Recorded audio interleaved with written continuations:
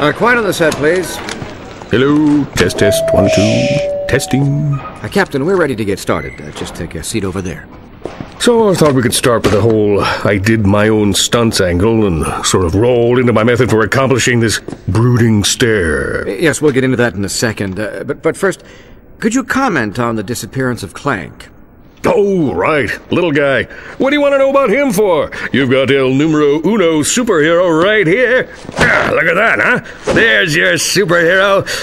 You can't see it, but there's a tribal tattoo under there. That's nice, but if you could just give us your version of the events. I'm sorry. I thought we were here to talk about my new holo film, My Blaster Runs Hot. I mean, I wouldn't even be able to tell a story without some sort of visual. Do you have any crayons?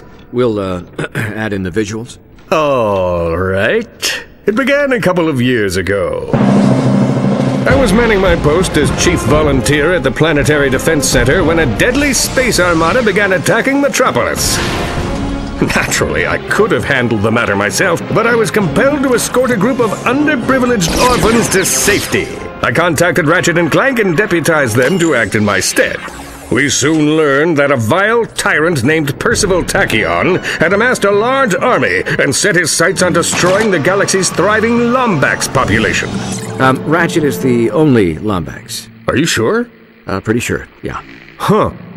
Anyway, Tachyon was after a device that would enable him to bring back a banished race of creatures known as Cragmites. Little did he know, a mysterious race known as the Zoni were giving Clank new abilities, including laser arms. But they were doing more than just giving him abilities, weren't they? Well, there was something about premonitions and yada yada yada, but the heart of the story is here with old CQ. Using my keen intellect and deceptive skills, I planted myself within the Emperor's ranks and tracked down the Dimensionator. Which you promptly delivered into the hands of Tachyon, enabling him to release the Cragmite Scourge. A mere bump on the road to victory, my friend. We still destroyed Tachyon, banished the Cragmites, and saved the galaxy. But then, in a shocking final twist, the very beings Clank claimed to have aided him snatched him from the Apogee space station, never to be seen or heard from again. Well, that's not necessarily true. Ratchet discovered his location in an uncharted system on the edge of the galaxy. Its capture had been orchestrated by Dr. Nefarious. Oh, yeah, I heard about that. I, of course, was on the set for my new holo film, My Blaster Runs Hot, which, by the way, you have yet to ask about. One of the greatest heroes in the universe. Your colleague is captured by your nemesis, and you stay behind. Didn't you hear the call to arms?